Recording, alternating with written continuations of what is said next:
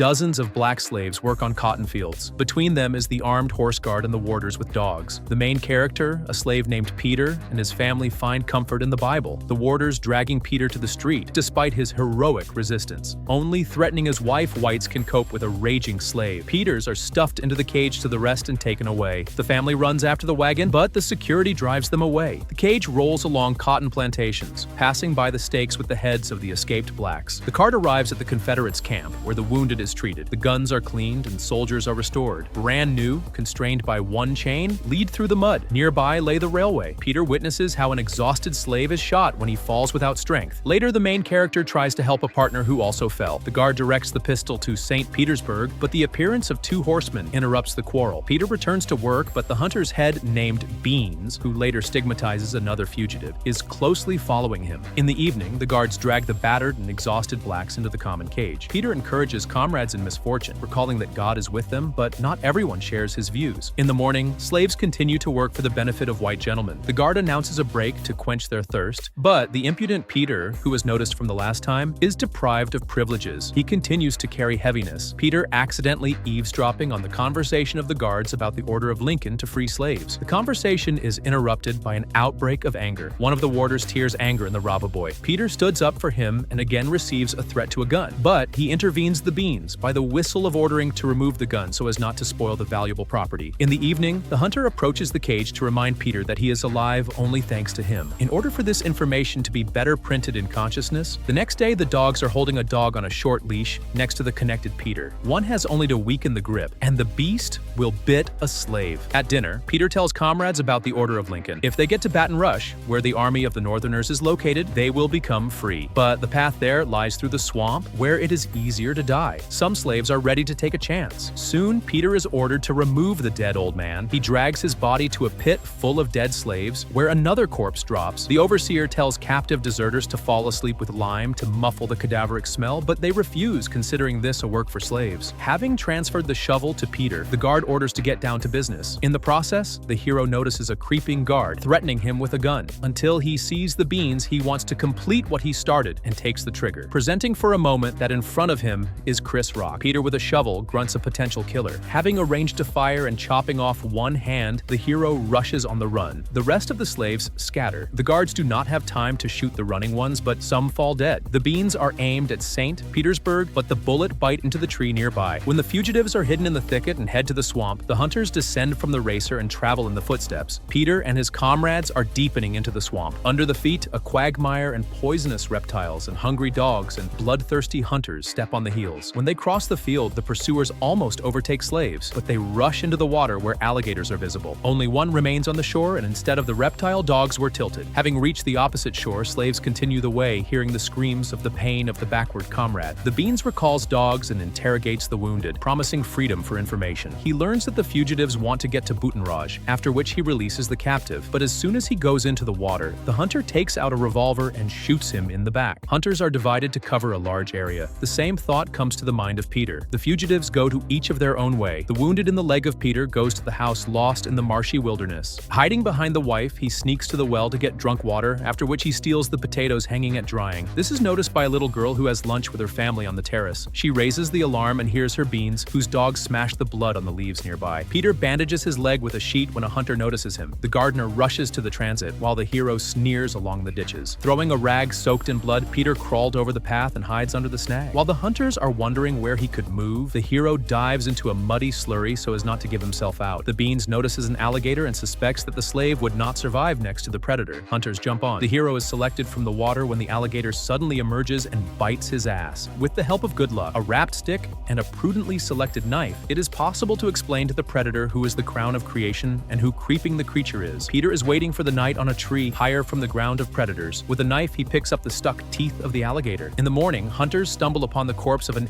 innocently killed alligator. To make sure that the slave has not escaped, the Beans ordered to open the reptiles of the belly. Inside is empty. In the evening, hunters fry alligator meat at the stake so as not to disappear. They are surprised that the slave defeated the predator. Beans tells a story from childhood when a slave looked after him instead of a dead mother. Father, learning that his son secretly fed, stabbed the woman right in the field. She bled 3 days before dying. The moral of history lies in the fact that blacks are not as stupid as the white think. Peter, to kill his smell, is coated with mud. He continues the path through the swamp swamp, not stopping even at night. The pursuers believe that the fugitive has already died in this wilderness, but the Beans do not want to let everything on his own. He needs the body as evidence. The hero goes to the hunting hut installed on stilts among the swamps. Having climbed inside, he is reinforced by there as an inimus supplies, not forgetting to look fearfully if anyone jumps. Having hot coals, the hero cauterizes the wound on the hip. Then, picking up the coals in a bucket, he climbs a tree to the beehive. Having smoked the owner's smoke, Peter collects honeycombs with honey. Meanwhile, the Beans stumbled upon a drop of blood on the bush. Looking around, he notices smoke over the trees and rides to him. Peter climbs into the boat, having previously thrown out the snake from there and rowing away until he fluents from the pursuers. The Beans gets to the hut, where in the footsteps he realizes that the fugitive was here and most likely sailed through the water. Having sailed to the depths, Peter allows himself to relax a bit and eat with honey. He moves along land along Odell, from where he continues the path. The Beans finds an abandoned boat and continues to be persecuted. At this time, Peter stumbles upon one of those with whom he fled at the beginning. Threatening the revolver, he asks if he brought the dogs, but the hero, having discovered Wild Bow, offers to suffer to bring down the trace. The police are divided to hide. Peter, like a hobbit, is hidden in the roots of trees. Hunters, along with the dog, find a slave sitting upstairs. He refuses to get off, and the Beans knocks him with a shot. The wounded fugitive drops to the ground. The slave interrogates, but he does not pass Peter, even when he cuts his throat to save a bullet. The hunter cuts off the head of the slave as evidence. Having ordered the assistant to return to the camp, the Beans continues to search. Peter's wife, who remained on plantation with children, finds out that she was sold to the new owner. She will be separated from the children and give out a new husband to breed and multiply, increasing the wealth of the owner. She talks about this to the eldest daughter. She says that you need to run so that they are not separated. But the mother has a different plan. She tells her daughter after work to appear in the barn. There, a woman puts her hand in a machine for processing cotton. At dawn, the fugitive gets to the riverbank. There was a battle. Everywhere, the bodies of soldiers and smoke. Exhaustedly, Peter lies on his back among the dead and looks into the clouds that the wind drives across the sky. Suddenly, in the distance is a cannonade. Some ship shells the fortification on the shore along Odal. Hoping to find Lincoln there, the hero runs forward, but he is cut by the Beans on the horse. The hunter beats the slave with a whip, after which he hurries and stretches the meat like a dog, led diligently to serve. But Peter does not obey. Then the hunter takes out the revolver and directs it to the fugitive. A shot is heard. Grabbing the throat, the Beans falls, choking on his own blood. Peter is surrounded by black people in military uniforms, the color Army of Louisiana, serving as President Lincoln. They take the hero with them to help him. Peter comes to his senses in a field hospital, overwhelmed with wounded. Nearby cannon shots are heard. He repeats that he needs to the family, but the nurse insists that he should gain strength and recover. Life boils in the camp. Blacks who got here gradually settled. Peter is interested in how old he is, but he does not know. He talks about his previous owner from Cotton Plantation and an escape from the railway. He tells the officer that he must find his family, but he recalls that they are in an army camp in the midst of a civil war. The hero is confronted with a choice: to work to provide or sign up with a soldier in the ranks of the Northerners. Peter chooses the latter. In the location of the detachment, he finds the third fellow traveler with whom he escaped. He also managed to get. In line, the hero's uniform is distracted by two gentlemen who want to talk with him. These are photographers who want to capture the image of Peter for the descendants. In particular, his back, broken by terrible scars from blows with a whip. Soon the hero puts on black, which is not the first to him. He talks with a commander who was born a free person. The command is discussing tactical plans. In the morning, the color detachment goes on the attack. The officer pushes the enthusiastic speech that they are fighting for their freedom. Under the drum fraction, they march past the lying, wounded, and killed. Soon, comrades from the left and to the right of St. Petersburg fall from the bullets, but he, along with the rest, runs forward bravely. The detachment is thrown on the attack on the strengthening of the Confederates. Artillery fire puts shells throughout the battlefield, but the soldiers inexorably approach the trenches of the enemy. Peter throws the explosion into a puddle where he lies unconscious while the massacre goes around. Waking up, he crawls forward, watching his detachment throwing himself on the attack under enemy fire. The battle partially goes into hand-to-hand. The trenches are cleaned with bayonets. Peter, lying in the shelter, shoots from the rifle, hiding behind the corpses from return fire. He helps the wounded to find peace, after which it crawls further with his rifle. Having discovered a wounded fellow traveler, the hero encourages him and leads the remaining fighters to a new attack. The Northerners burst into the ranks of the Confederates, regardless of losses. They managed to get to the guns, minimizing all superiority. By evening, the battle was subsided. The column marches to the estate, among them Peter. They pass by the plantation workers, whom the soldiers captured. The hero sees the former owner, who is killed by a shot in the head. The soldiers declare to the slaves that they are from now on free. Peter's looking for a look among the gathered his family and interviews the locals, where his wife is. He enters his old house, but there is no one there. The hero wanders among joyful people, looking for a family for the sake of reunion, with which he went through so many deprivation, but nowhere does it find her. Already losing hope and desperate, Peter suddenly notices the children and his wife. Not believing their eyes, they look at him. They rush lash to each other, hugging and not holding back tears. I also advise you to watch other videos on my channel. Good luck!